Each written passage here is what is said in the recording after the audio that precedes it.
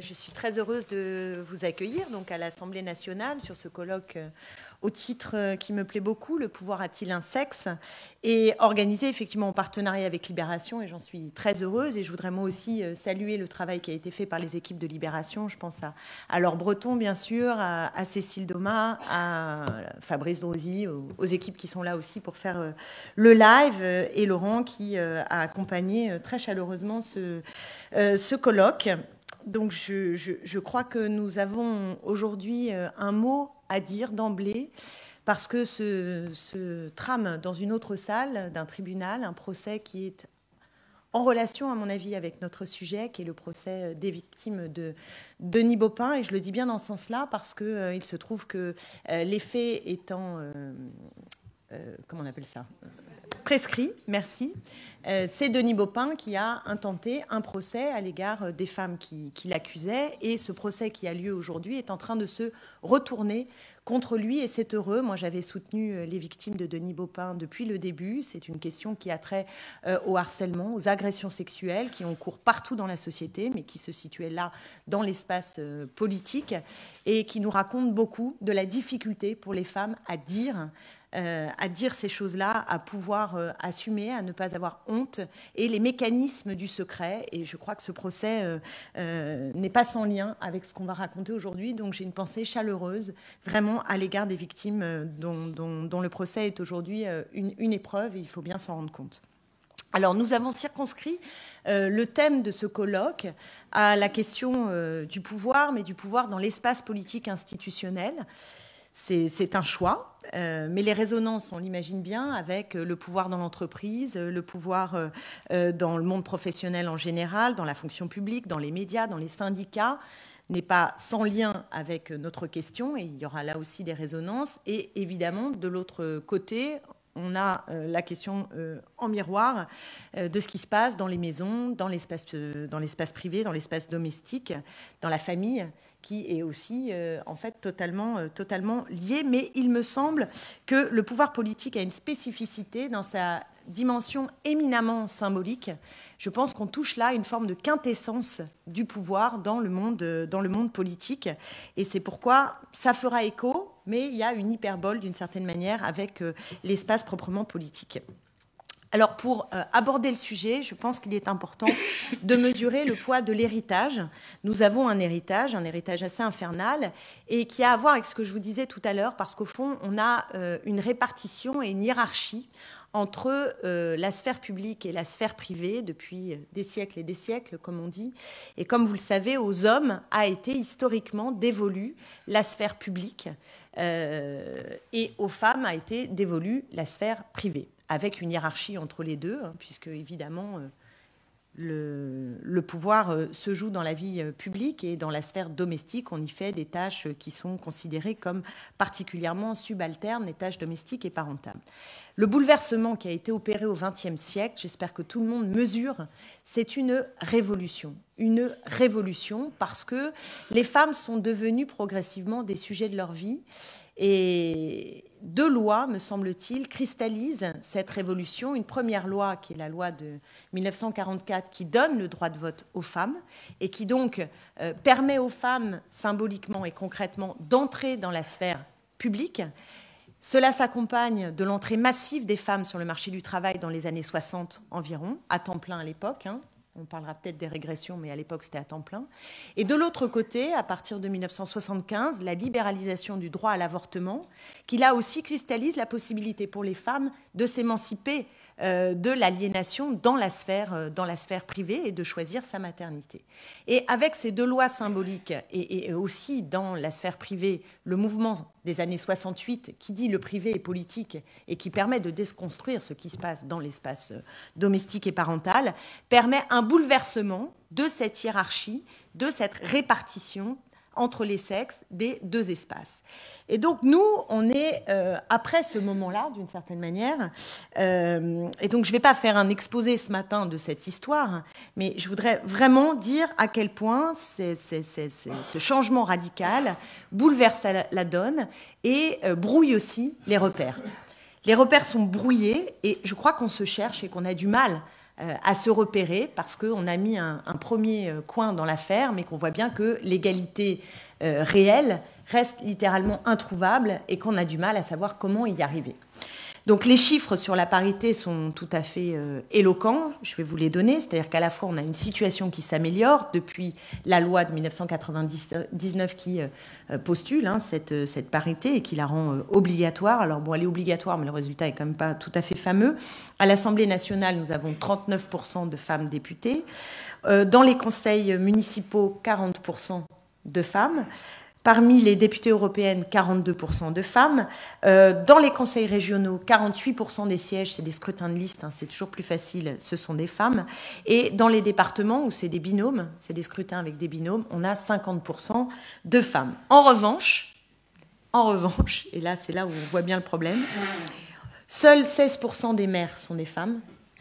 Dans les villes de plus de 100 000 habitants, il y en a 41, nous avons simplement 6 femmes maires.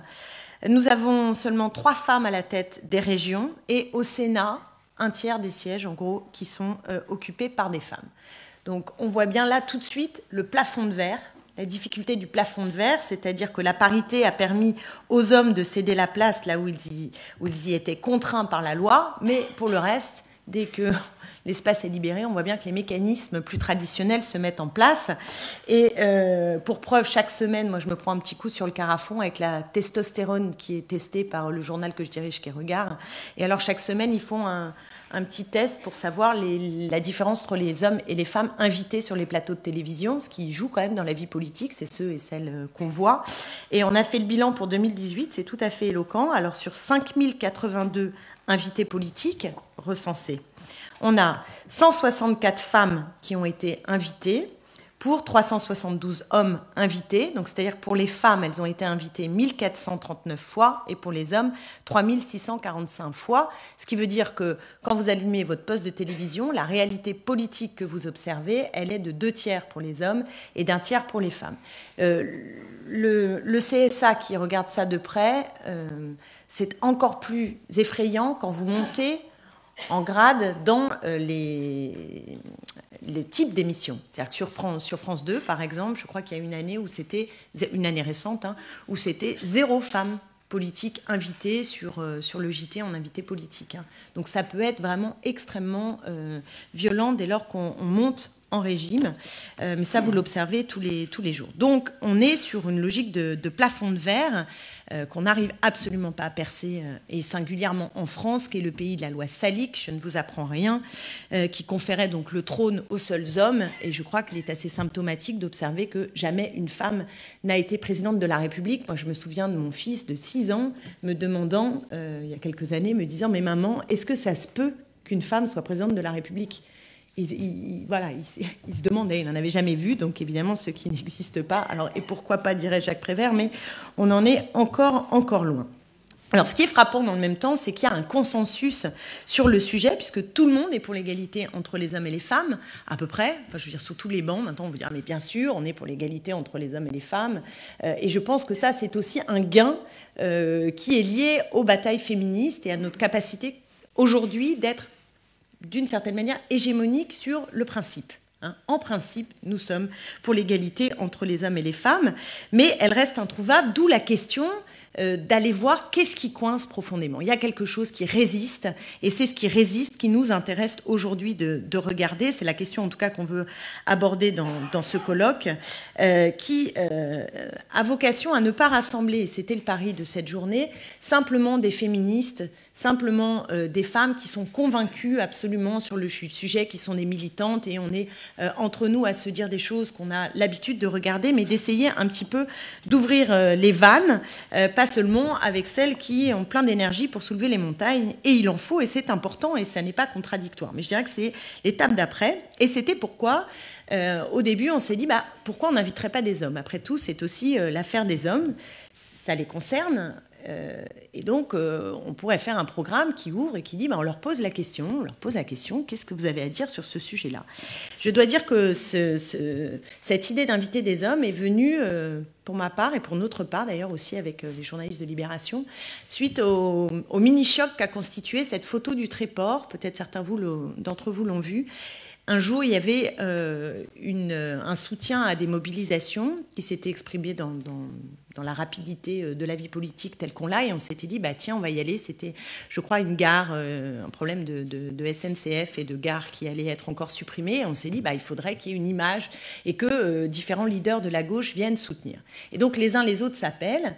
Et au dernier moment, mais vraiment au dernier moment, j'apprends qu'il y a ça, et je passe un coup de fil à un ou deux, et je dis, ah bon, vous faites un truc au Tréport demain, vous voulez que je vienne à Audun? Ah bah oui, oui, bien sûr, viens, c'est bien, bien sûr, viens. Et je commence à faire la liste de qui s'était appelé pour organiser ce Tréport, et je me rends compte qu'il n'y a que des mecs.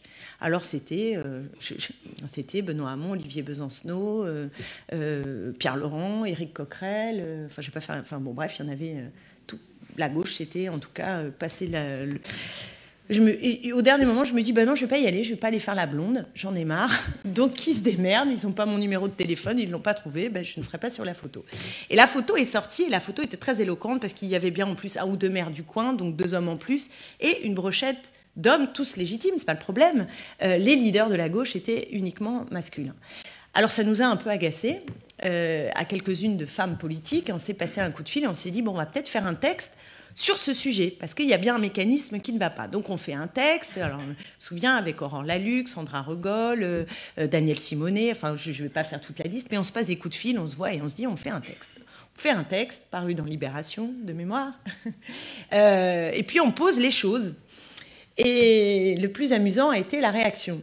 C'est-à-dire qu'on fait nos textes, on est très contente, puis on va modestement le montrer à nos camarades. On dit, vous avez vu? Ah oui, on a vu, c'est super bien, non, c'est bien, vous avez bien fait de faire le texte.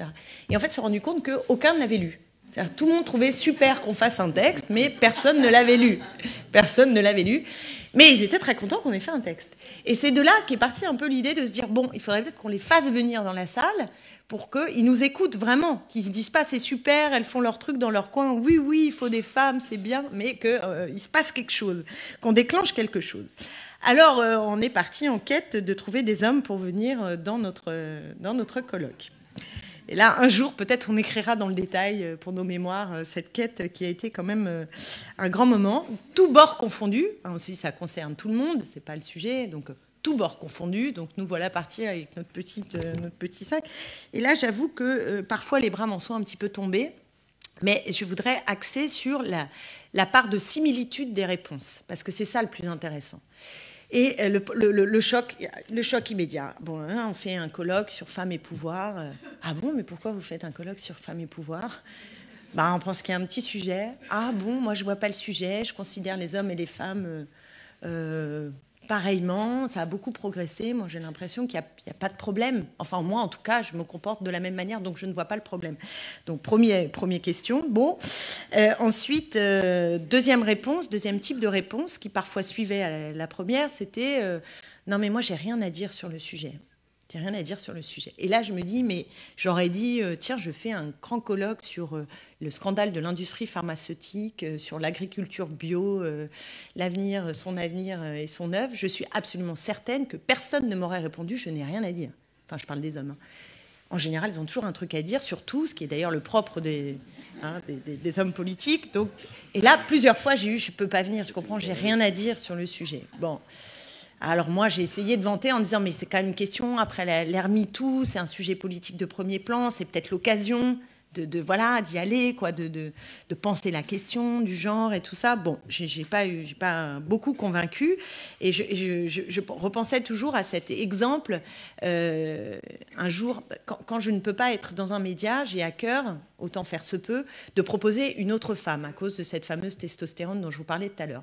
Et un jour, je me souviens, j'étais à la buvette de l'Assemblée, je ne pouvais pas, c'était pour un truc, il était 17h, il fallait être sur BFM à 18h30 sur je ne sais quel sujet d'actualité du jour.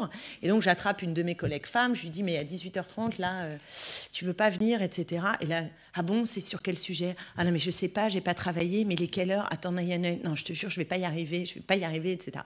Et là, passe un de mes collègues hommes. Donc, j'étais dans la galère, il fallait quand même que je me fasse remplacer. J'attrape le collègue homme, je lui dis, à 18h30, sur tel sujet, est-ce que tu peux venir? Et là, mais même l'attitude, Ouais, pas de problème. C'est quoi?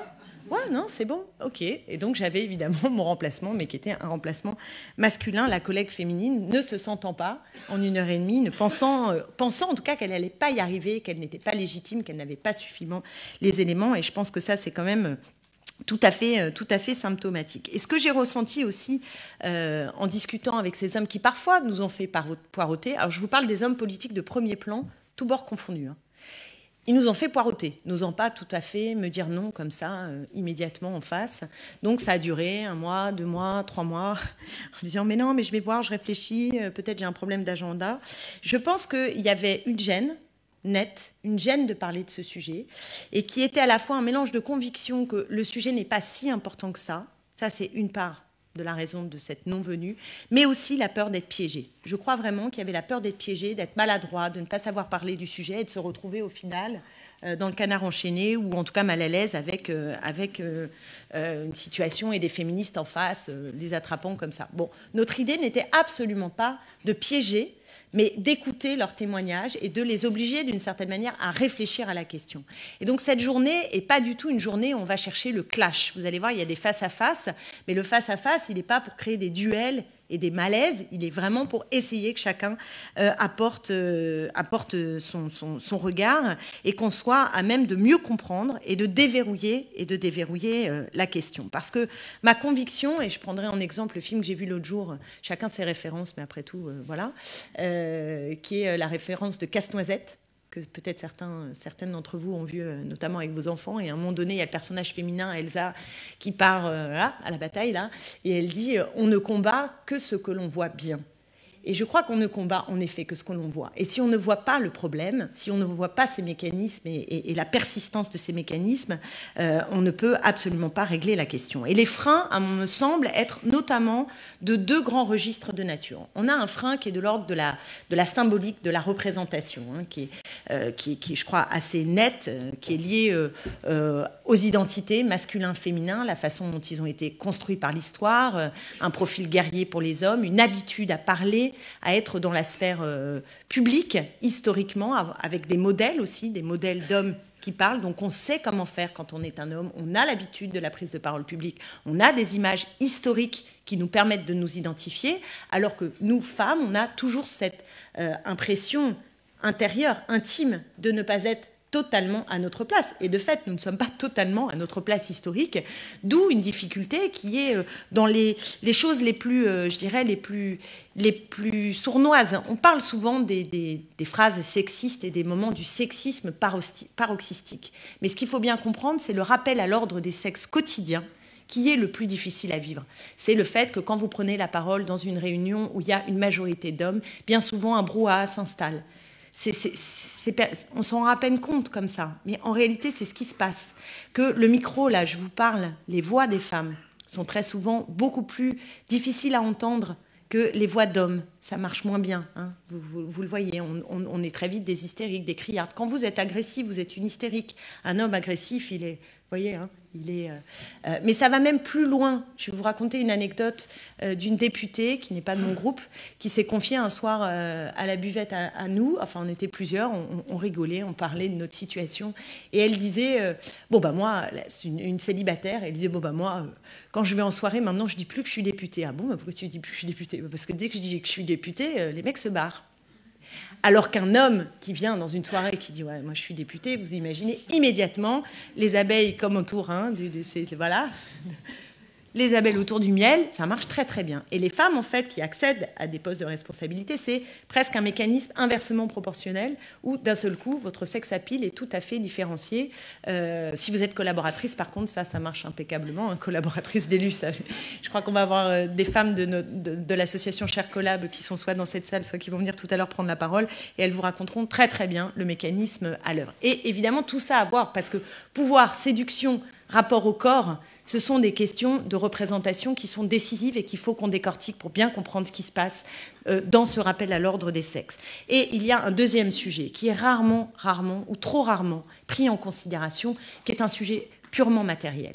C'est-à-dire qu'on a bousculé les temps de la vie avec l'entrée massive des femmes sur le marché du travail et l'entrée des femmes en politique. Mais on n'a pas pris en considération cette réalité de changement. Les femmes réalisaient gratuitement les tâches domestiques et parentales. Bon, ça représente, quand on a 2 enfants, suivant les statistiques, mais en gros 39 heures par semaine, ce travail-là. Si les femmes arrivent, du coup, sur le marché du travail salarié et qu'elles veulent être dans les associations, la vie politique, la vie associative, qui fait ce temps de travail ? Qui le fait ? Et ça, cette question-là, elle n'est pas posée véritablement dans la société. On l'a eu un peu au moment de la réduction du temps de travail des 32 heures, mais ça s'est refermé. Or, c'est un enjeu de société majeur. Et le temps de la vie politique, je vous assure, est incompatible avec une vie familiale, mais incompatible. Et on est dans un monde où il y a une compétitivité infernale avec ça, parce que vous devez être aux réunions, vous devez être présente, vous devez être dans les médias du matin au soir. Donc on n'est plus compétitif si on veut continuer ou qu'on n'a pas le choix d'assumer une vie qui est une vie familiale et domestique. Et les jeunes hommes commencent à parler de cette question. Et moi, je suis heureuse parce que comme ça se bouleverse dans le champ de la famille aussi, des hommes aussi disent écoutez, moi, là, c'est pas possible, on finit cette réunion, il faut que j'aille chercher mon gamin à la crèche, etc. Mais ce sont des problématiques nouvelles et qu'il faut prendre à bras-le-corps si on veut véritablement s'attaquer à l'égalité en politique comme à l'égalité en général dans la société, repenser ces temps de la vie, les partager et donc les partager aussi à la maison.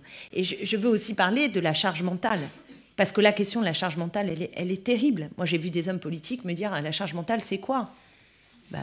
Non, mais sérieusement, c'est quoi la charge mentale ? Tu sais, c'est quand il ne faut pas oublier d'inscrire, de lui donner 2 € le matin parce qu'il va au cinéma avec l'école, de l'inscrire pour la colo bidule, de faire une machine avant de te rendre compte le matin en ouvrant qu'il n'y a plus de chaussettes, d'acheter du dentifrice avant qu'il n'y ait plus de dentifrice. Et ces questions-là, elles ont l'air de l'ordre du privé, que chacun va se débrouiller à savoir qui lave les torchons. Mais c'est en réalité une question sociale et politique et qui a à voir avec la possibilité d'une égalité dans le champ professionnel et dans la vie politique.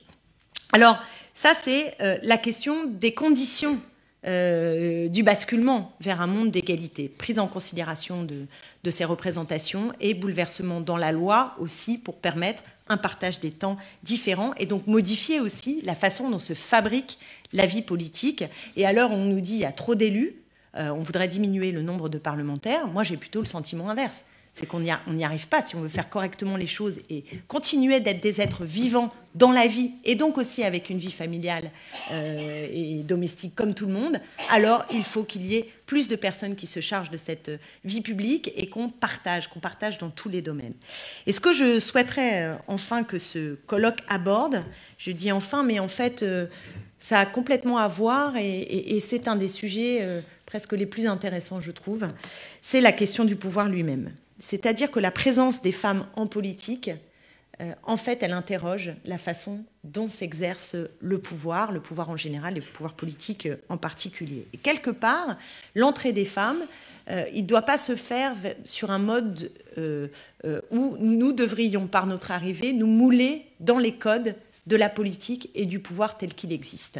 Parce que nous n'avons pas la même histoire, parce que nous n'avons pas culturellement les mêmes références, les mêmes codes.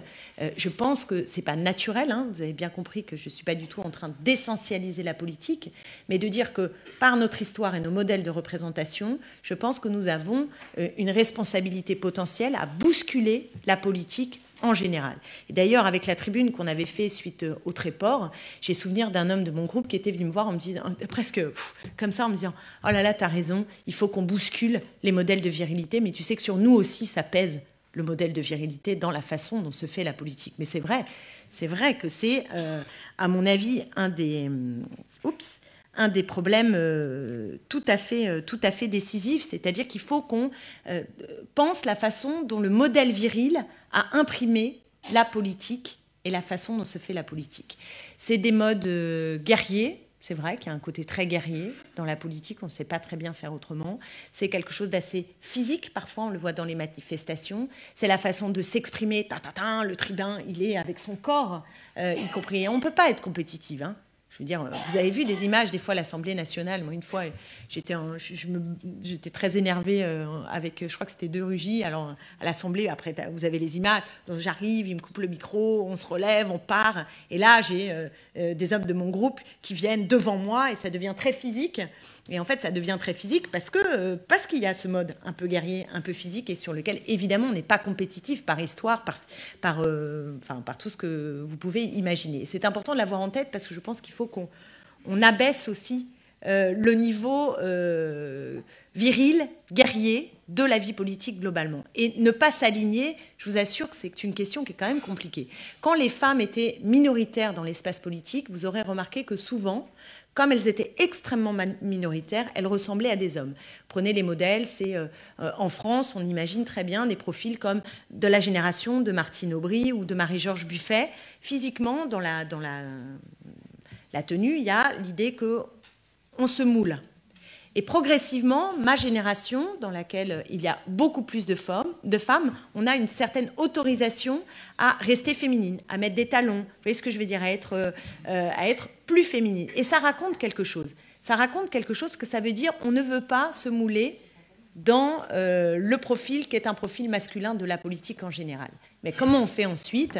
On le sait très bien qu'on a un trouble dans le genre, on a un trouble dans la façon de faire de la politique, mais on ne sait pas très bien comment inventer le modèle qui sera un modèle d'égalité et un modèle qui tire la politique vers une façon de faire qui soit moins virile et moins guerrière. Et il me semble que c'est l'enjeu tout à fait de ce colloque. Alors je terminerai en citant ce livre parce qu'au moment où on a eu l'idée du colloque, il y a un livre magnifique qui est sorti, que vous avez peut-être vu, qui est un livre de Mary Bird, qui est une espèce de star internationale et notamment dans le monde anglo-saxon, qui a écrit ce livre « Les femmes et le pouvoir », qui est un manifeste remarquable où elle nous invite d'ailleurs à aller rechercher du côté des Grecs pour savoir comment, de l'Antiquité en fait, pour savoir comment on va s'en sortir.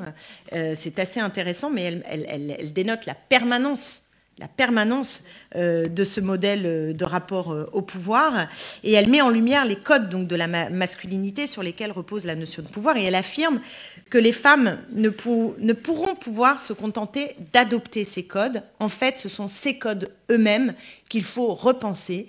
Et donc j'espère qu'au cours de cette journée, on aura la capacité de penser à la fois les conditions pratiques et de dire les difficultés que rencontrent les femmes, mais aussi notre devoir de subvertir le pouvoir lui-même. Je vous remercie.